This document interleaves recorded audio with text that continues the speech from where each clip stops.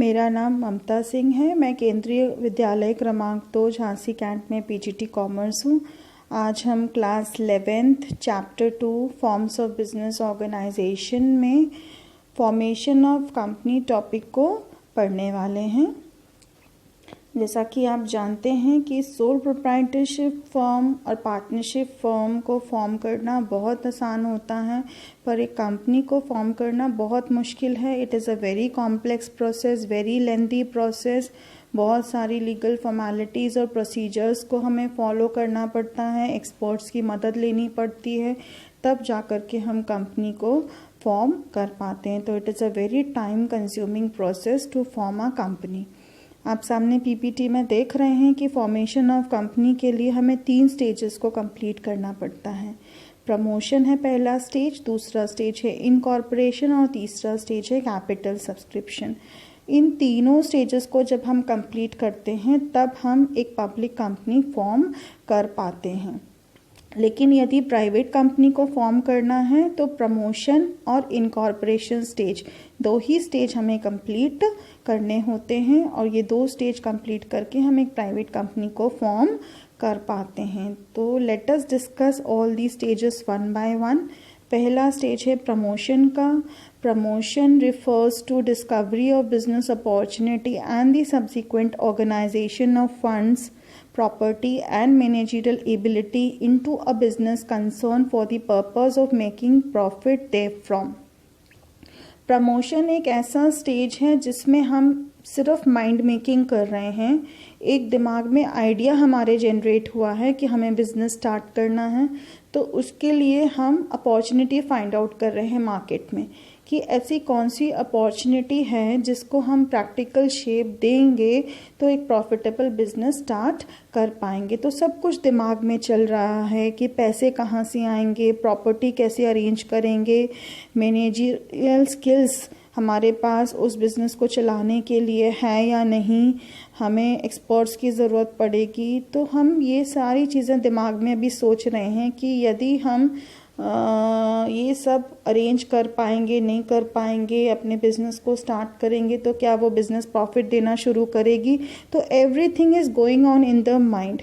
ठीक है, तो जो व्यक्ति ये सारी चीज़ें सोच रहा है उसको हम प्रमोटर कहते हैं। तो प्रमोटर ही वो प्रमोशन स्टेज को कंप्लीट करता है। तो प्रमोटर जो है वो सिर्फ अभी सब कुछ सोच रहा है। तो promotion stage is just only a thinking process कि भाई हम सोच रहे हैं कि हम ऐसा कौन सा बिजनेस सेटअप करें कि हमें वो बिजनेस प्रॉफिट देना शुरू कर दें। ठीक है, नेक्स्ट जो है वो हम प्रमोटर का लीगल पोजीशन डिस्कस कर लेते हैं कि प्रमोटर एक्चुअली इसकी क्या पोजीशन है कंपनी में। तो पहला आप देख सकते हैं कि promoter is not an agent as the company is not yet registered. Promoter जो है वो कंपनी का एजेंट नहीं है क्योंकि कंपनी अभी तक रजिस्टर हुई ही नहीं है, तो कोई कंपनी का एजेंट बन ही नहीं सकता है। तो प्रमोटर जो भी कॉन्ट्रैक्ट्स करता है, जो भी एक्टिविटीज़ करता है, उसके लिए प्रमोटर खुद ही पर्सनली लाइबल है। प्रमोटर अपने सारे एक्ट्स के लिए खुद ही लाइबल रहेगा। Second, promoter is not a trustee of the company. Promoter जो है वो ट्रस्टी भी नहीं है। प्रमोटर जो है एक फिड्यूशियरी रिलेशनशिप में कंपनी के लिए काम कर रहा है और वो अपनी पोजीशन का मिसयूज़ नहीं करेगा। He should not misuse his position. उसको अपने पोजीशन का मिसयूज़ नहीं करना है। थर्ड, प्रमोटर जो है are not legally entitle for the expenses. Promoter ने प्रमोशन के लिए जितना भी खर्चा किया है वो प्रमोटर सारा का सारा प्रमोटर को रीइम्बर्स कर दिया जाएगा। ऐसे एक्सपेंसेस को प्री इनकॉर्पोरेशन एक्सपेंसेस कहते हैं। तो अभी क्योंकि कंपनी स्टार्ट नहीं हुई है, इनकॉर्पोरेट नहीं हुई है, तो जितना भी खर्चा अभी कंपनी को स्टार्ट करने में प्रमोटर को खर्च करना पड़ रहा है वो सारा का सारा कंपनी इनकॉर्पोरेट होने के बाद प्रमोटर को रीइम्बर्स कर देगी। Next, the company may remunerate the promoter by making a lump sum payment. The company may allot shares or debentures to the promoter or give them an option to purchase the security at a future date. देखिए, company जो आज incorporate होने वाली है वो सारी की सारी प्रमोटर के एफर्ट्स की वजह से। तो प्रमोटर को उसके बदले में हमें रिवॉर्ड देना है, या तो हम रेम्यूनरेशन देंगे या कोई लमसम पेमेंट करेंगे या फिर उसको कंपनी के कुछ शेयर्स दे देंगे। तो वो प्रमोटर की चॉइस है कि उसे क्या चाहिए रिवॉर्ड के रूप में। तो this is the legal position of promoter. Next, अब हमें ये देखना है कि प्रमोशन स्टेज में प्रमोटर को कौन कौन से फंक्शंस को कैरी आउट करना है। ऐसे कौन कौन सा फंक्शन प्रमोटर कैरी आउट करेगा जिससे कि प्रमोशन स्टेज कंप्लीट हो जाए। तो सबसे पहले प्रमोटर को बिजनेस अपॉर्चुनिटी आइडेंटिफाई करना है। उसे एक ऐसा बिजनेस मार्केट में ढूंढना है, एक ऐसी अपॉर्चुनिटी मार्केट में ढूंढनी है जिसको यूज़ करके वो अपना बिजनेस सेटअप कर ले और उसको प्रॉफिट अर्न होना शुरू हो जाए। तो the idea can be of starting a new business, नया बिजनेस खोलने का भी आइडिया हो सकता है। ये भी हो सकता है कि आइडिया कि हम अपने बिजनेस को एक्सपैंड कैसे करें। ये भी हो सकता है कि हम दो बिजनेस को मर्ज कर लें। तो idea can go into any direction, idea can move into any direction.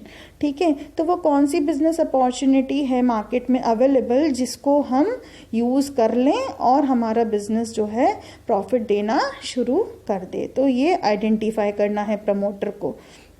दूसरा जो प्रमोटर को फंक्शन कैरी आउट करना है वो फीसिबिलिटी स्टडी का।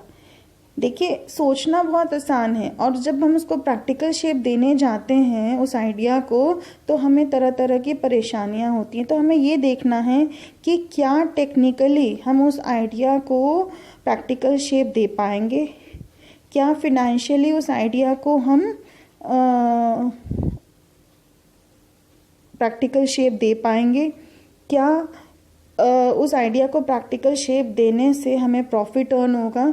तो we will find out the test the rather we will interrogate all the aspects of whether it is technically viable to start such type of business, whether it is financially possible to start such a business, whether it is economical to start such a business। ये सारा हम interrogate करेंगे और जब हम सारी चीज़ों से सेटिस्फाइड हो जाएंगे कि हाँ टेक्निकल कोई परेशानी नहीं आएगी बिजनेस स्टार्ट करने में, फंड्स भी अरेंज हो जाएंगे, ठीक है, और प्रॉफिट भी कुछ महीनों में मिलना शुरू हो जाएगी, तो टेक्निकल फिनेंशियल इकोनॉमिक फिजिबिलिटी तो इट इज़ ओके, कोई दिक्कत नहीं है। तो जब हम सेटिस्फाइड हो जाएंगे we will start investing the money into the business. उसके बाद जो नेक्स्ट फंक्शन प्रमोटर को कैरी आउट करना पड़ता है वो है नाम अप्रूव कराना है। रजिस्ट्रार ऑफ कंपनीज के पास जाके कंपनी का एक नाम अप्रूव कराना है। ये भी प्रमोटर को ही करना पड़ेगा कि कंपनी को कौन सा नाम देना है और रजिस्ट्रार से उसे अप्रूव कराना है। नेक्स्ट जो है वो प्रमोटर को फंक्शन कैरी आउट करना है कि मेमोरेंडम ऑफ एसोसिएशन एक बहुत इंपॉर्टेंट डॉक्यूमेंट है, उसमें कौन कौन साइन करेगा। तो ये भी प्रमोटर को ही डिसाइड करना है। तो यदि हमारी पब्लिक कंपनी है तो हमें 7 लोगों के सिग्नेचर्स चाहिए होंगे मेमोरेंडम ऑफ एसोसिएशन में, और यदि हमारी प्राइवेट कंपनी है तो हमें 2 लोगों के सिग्नेचर्स की ज़रूरत पड़ेगी। तो ये भी प्रमोटर डिसाइड करेगा कि मेमोरेंडम ऑफ एसोसिएशन में कौन कौन सिग्नेचर्स करेंगे। नेक्स्ट फिर हमें प्रोफेशनल्स का अपॉइंटमेंट करना है। प्रमोटर प्रोफेशनल्स का अपॉइंटमेंट करेंगे।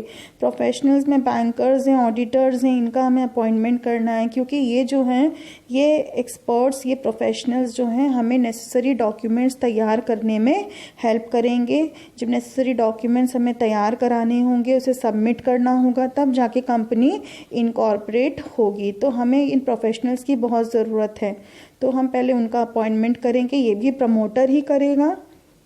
नेक्स्ट जो है फिर हमें नेसेसरी डॉक्यूमेंट्स तैयार करवाने हैं। तो नेसेसरी डॉक्यूमेंट्स जो हैं वो है memorandum of association, article of association, consent of directors. ये सारे नेसेसरी डॉक्यूमेंट्स प्रमोटर ही तैयार करवाएगा प्रोफेशनल्स की मदद से, और फिर इसको रजिस्ट्रार को सबमिट कर देगा। तो इस तरह से हमारा जो प्रमोशन स्टेज है वो कंप्लीट होगा। प्रमोटर को ये सारे फंक्शंस कैरी आउट करने पड़ेंगे, तब जाके प्रमोशन स्टेज कंप्लीट हो जाएगा।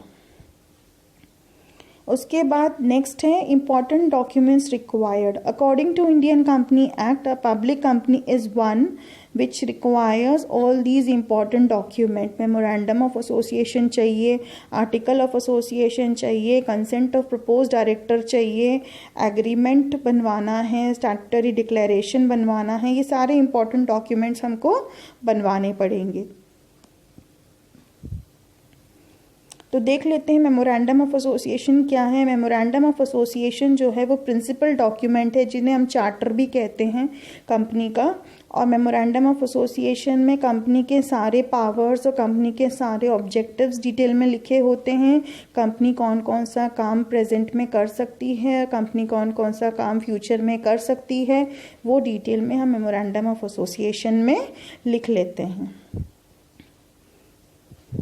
तो मेमोरेंडम ऑफ एसोसिएशन को हम प्रिंसिपल डॉक्यूमेंट बोलते हैं और उसमें कौन कौन से कंटेंट्स हमें लिखने हैं वो देख लेते हैं one by one. Memorandum of association में सबसे पहले हमें नेम क्लॉज लिखना है। नेम क्लॉज में हम ये देखते हैं कि कंपनी का नाम जो है उसमें हमें लिखना है कि किस नाम से कंपनी जानी जाएगी। सेकेंड जो कंटेंट हमें मेमोरेंडम ऑफ एसोसिएशन में लिखना है वो है रजिस्टर्ड ऑफिस कंपनी का किस स्टेट में हम रखेंगे, किस स्टेट में हम खोलेंगे रजिस्टर्ड ऑफिस कंपनी का, उसकी डिटेल आपको इसमें रजिस्टर्ड ऑफिस क्लॉज में भरनी पड़ेगी। नेक्स्ट है ऑब्जेक्ट क्लॉज का कंटेंट। इसमें हम लिखेंगे कि कंपनी जो है कौन कौन से ऑब्जेक्टिव्स को अपने लाइफ टाइम में कंप्लीट करेगी, कौन कौन से ऑब्जेक्टिव्स को परस्यू करेगी कंपनी अपने लाइफ टाइम में, उसके बारे में डिटेल हमें ऑब्जेक्ट क्लॉज में लिखना है। लाइबिलिटी क्लॉज में हमें ये लिखना है कि कंपनी के मेंबर्स की लाइबिलिटी कितनी है, मैक्सिमम लाइबिलिटी उनकी कितनी बनती है, ये हम उसमें लिख देंगे लाइबिलिटी क्लॉज में। कैपिटल क्लॉज में हमें लिखना है कि कंपनी अपने लाइफ टाइम में कितना मैक्सिमम कैपिटल पब्लिक से रेज कर सकती है, ये कैपिटल क्लॉज में लिख देंगे। और एसोसिएशन क्लॉज में लास्ट में हमें क्या लिखना है, ये लिखना है कि जो सिग्नेचरीज हैं मेमोरेंडम ऑफ एसोसिएशन के, यानी मेमोरेंडम ऑफ एसोसिएशन डॉक्यूमेंट को जो जो लोग साइन करेंगे वो क्वालिफिकेशन शेयर्स खरीदने के लिए तैयार हो गए हैं। और जब वो क्वालिफिकेशन शेयर्स खरीदने के लिए तैयार हो जाएंगे तो उनका कंपनी के साथ एक रिलेशनशिप डेवलप हो जाएगा। तो ये हमें एसोसिएशन क्लॉज में लिखना पड़ेगा। तो इस तरह से हमारा मेमोरेंडम ऑफ एसोसिएशन प्रिपेयर हो जाएगा। फिर उसके बाद नेक्स्ट जो डॉक्यूमेंट हमें तैयार करना है वो आर्टिकल ऑफ एसोसिएशन तैयार करना है। आर्टिकल ऑफ एसोसिएशन में जो भी रूल्स एंड रेगुलेशंस कंपनी को मैनेज करने के लिए ज़रूरी होंगे हम वो मेंशन कर देंगे। और आर्टिकल ऑफ एसोसिएशन जो है वो मेमोरेंडम ऑफ एसोसिएशन से सबऑर्डिनेट डॉक्यूमेंट है, यानी memorandum of association principal document है और आर्टिकल ऑफ एसोसिएशन जो है वो सब्सिडियरी डॉक्यूमेंट है। तो आर्टिकल ऑफ एसोसिएशन में हम वो सारे रूल्स एंड रेगुलेशंस लिखेंगे जो कंपनी के मैनेजमेंट के लिए ज़रूरी हैं। थर्ड जो डॉक्यूमेंट हमें तैयार करना है वो है कंसेंट ऑफ प्रपोज डायरेक्टर, कि जो भी लोग एज अ डायरेक्टर कंपनी में काम करेंगे वो डायरेक्टर के पद पर काम करने के लिए तैयार हैं। ये हमें रिटन कंसेंट उन सारे लोगों से लेना है जो डायरेक्टर के पोस्ट पर काम करने को तैयार हैं। और हमें ये भी देखना है कि वो सारे डायरेक्टर्स क्वालिफिकेशन शेयर्स को खरीदेंगे और उसका पेमेंट भी करेंगे। तो ये सारा हमें चेक करना है और उनसे कंसेंट लेना है। नेक्स्ट जो हम एग्रीमेंट करेंगे मैनेजिंग डायरेक्टर के साथ में, होल टाइम डायरेक्टर के साथ में, वो सारे एग्रीमेंट की कॉपी भी हमें रजिस्ट्रार को सबमिट करनी होगी। नेक्स्ट उसके बाद एक स्टैट्यूटरी डिक्लेरेशन भी हमें रजिस्ट्रार को सबमिट करनी होगी, जिसमें हम ये लिख के देंगे कि हमने कंपनीज एक्ट के जितने भी लीगल रिक्वायरमेंट्स हैं वो हमने कंप्लीट कर लिए हैं और इनकॉर्पोरेशन से संबंधित कोई भी प्रोसीजर कंप्लीट करना बाकी नहीं रह गया है, हमने सारे प्रोसीजर को कंप्लीट कर दिया है। ये हम डिक्लेरेशन बना करके देंगे और इसकी कॉपी हम रजिस्ट्रार को सबमिट करेंगे। तो इस तरह से हम सारे डॉक्यूमेंट्स को तैयार कर लेते हैं और उसके बाद हम देख लेते हैं कि मेमोरेंडम ऑफ एसोसिएशन और आर्टिकल ऑफ एसोसिएशन के बीच में डिफरेंस क्या है।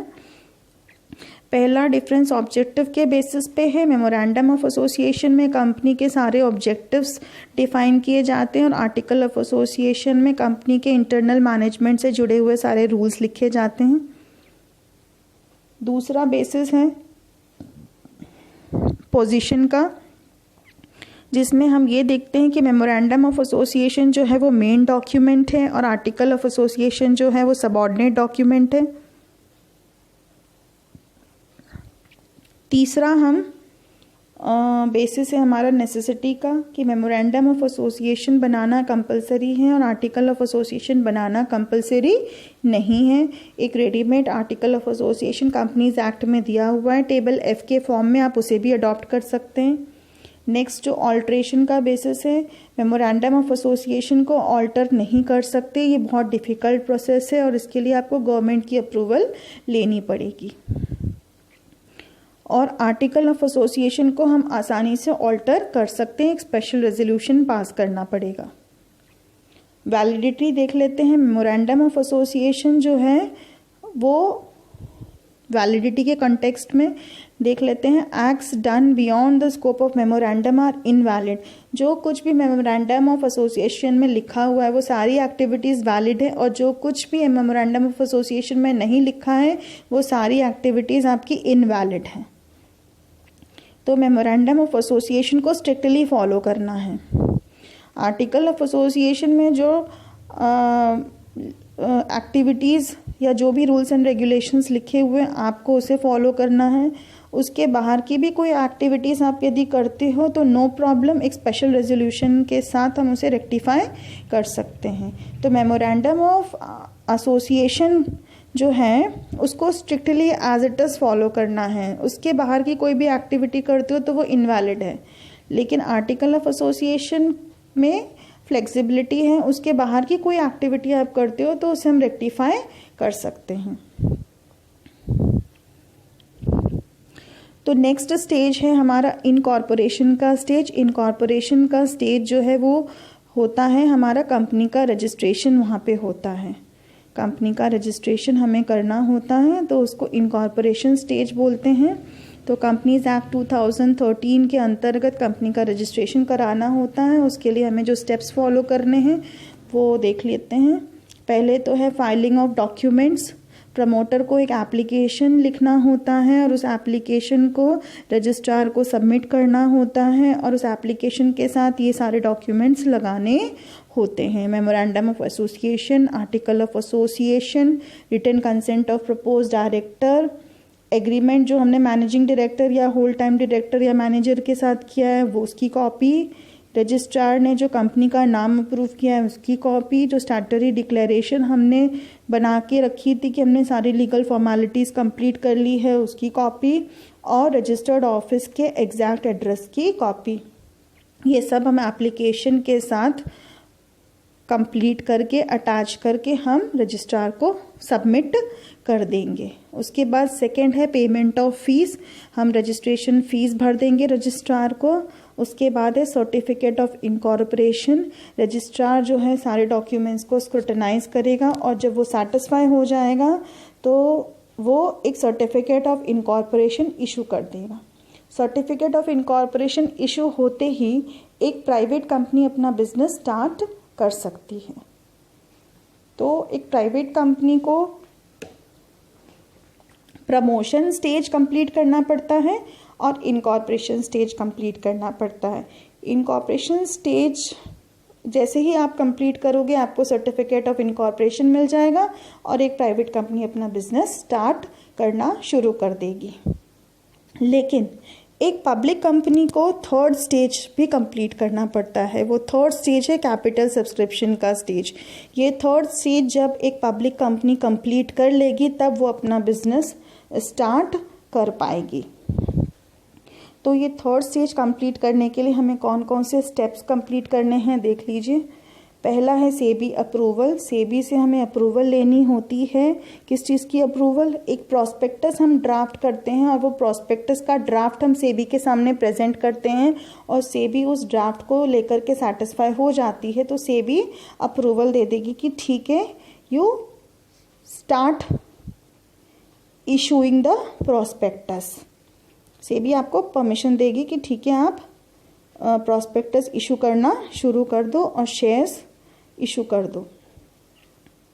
सेकेंड स्टेज में फाइलिंग ऑफ प्रॉस्पेक्टस और स्टेटमेंट इन लिeu ऑफ प्रॉस्पेक्टस में ये होता है कि जैसे ही सेबी से अप्रूवल मिल जाता है कि प्रॉस्पेक्टस का जो ड्राफ्ट है वो बहुत सही है, उसमें कोई प्रॉब्लम नहीं है, एवरीथिंग इज परफेक्ट, सेबी ने अप्रूवल दे दिया कि ड्राफ्ट इज कंप्लीटली सेटिस्फाइड, मतलब ड्राफ्ट जो है वो सही है और अब आप आगे की प्रोसेस कर सकते हो।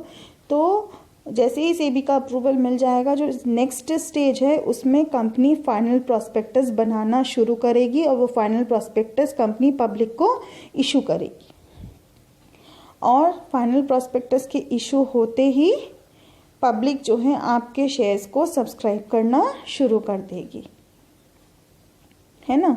तो what is prospectus? Prospectus is a document inviting deposits or offers from the public for the subscription or purchase of shares or debentures of the company। जैसे ही आपने prospectus issue किया, पब्लिक ने आपके कंपनी के शेयर्स को subscribe करना शुरू कर देंगे, शेयर्स या डिबेंचर्स को सब्सक्राइब करना शुरू कर देंगे।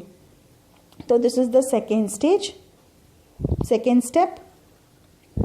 उसके बाद नेक्स्ट है appointment of banker, broker and underwriter. Banker, broker और अंडरराइटर इनको हम अपॉइंट करेंगे।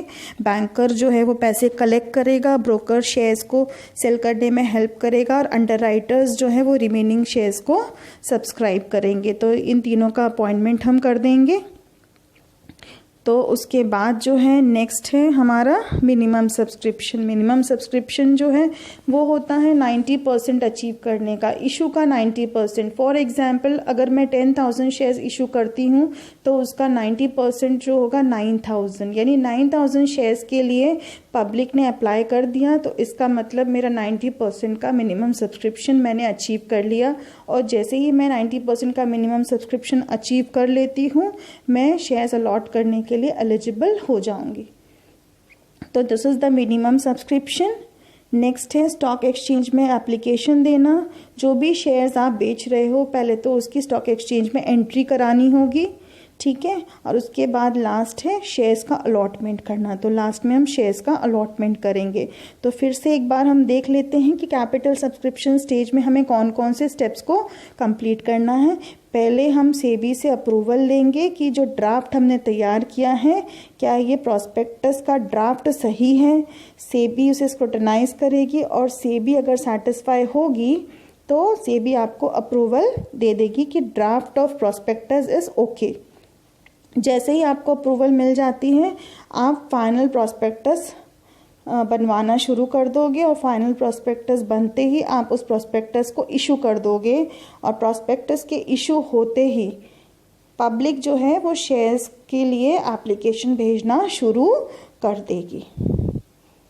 फिर उसके बाद आप बैंकर, ब्रोकर और अंडरराइटर को अपॉइंट करोगे।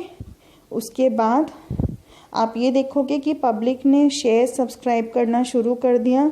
तो आपने टोटल इशू कितना किया था, क्या उसका 90% पब्लिक ने सब्सक्राइब कर लिया। 10,000 यदि आपने इशू किया तो उसका 90% बनता है 9,000। तो क्या 9,000 शेयर्स के लिए पब्लिक ने सब्सक्राइब किया? क्या 9,000 शेयर्स पब्लिक खरीदना चाहती है? अगर 9,000 शेयर्स पब्लिक खरीदना चाहती है तो इसका मतलब मिनिमम सब्सक्रिप्शन का क्राइटेरिया कंप्लीट हो गया है। और फिर उसके बाद आप स्टॉक एक्सचेंज में जाकर के अपने शेयर्स को लिस्ट कराओगे, उसकी एंट्री कराओगे।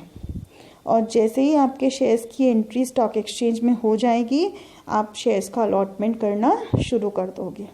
तो इस तरह से कैपिटल सब्सक्रिप्शन स्टेज को कंप्लीट करना पड़ेगा। तो कैपिटल सब्सक्रिप्शन स्टेज कंप्लीट होते ही एक पब्लिक कंपनी अपना बिजनेस स्टार्ट कर सकती है। तो पब्लिक कंपनी को ये कैपिटल सब्सक्रिप्शन स्टेज कंप्लीट करना कंपलसरी है, तभी वो अपना बिजनेस स्टार्ट कर पाएगी। तो thank you all very much.